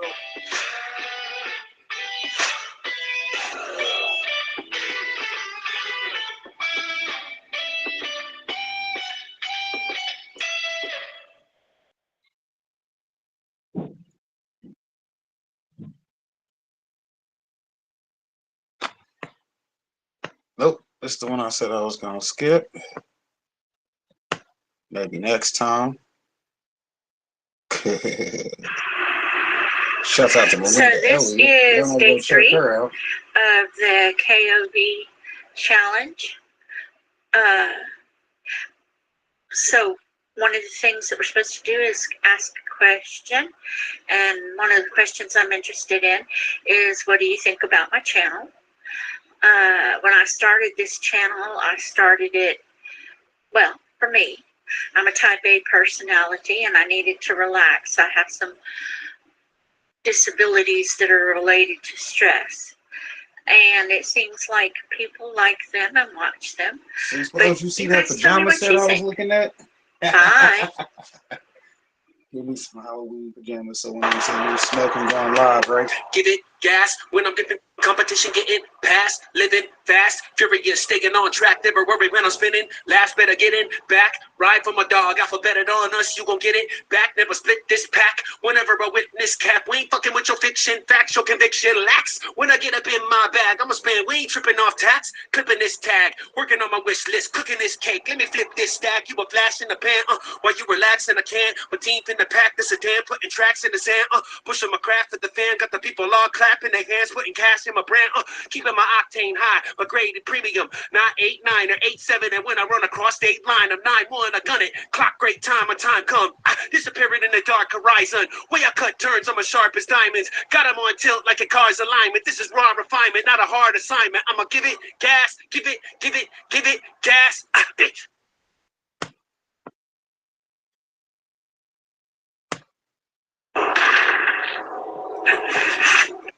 See, we ain't doing Dragon Ball over here. We got Spider Pig for that. Y'all know to lock in with Spider Pig for Super Saturday.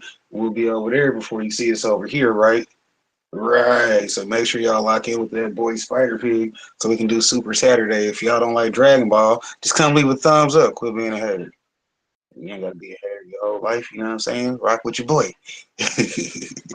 But anyways, y'all know to go hit the Buy Me a Coffee, download those freebies, and I'm giving away level 1 memberships for everybody that's going over and getting the freebies. You get a free level 1 membership for now, so you better get over there while they free, because in the future when we raise level 1 from $4 to $20, you had your chance to get it for free. So now I don't want to hear you complaining. Okay, it's inflation, 2020, 30, whatever the hell it is. Y'all know, catch up with me on Saturday, either on Spider Pig or in some shorts somewhere. Y'all know we got 3 channels that we operate, so y'all know to look for shorts everywhere. Because, you know, one channel feels like working if the other 2 don't.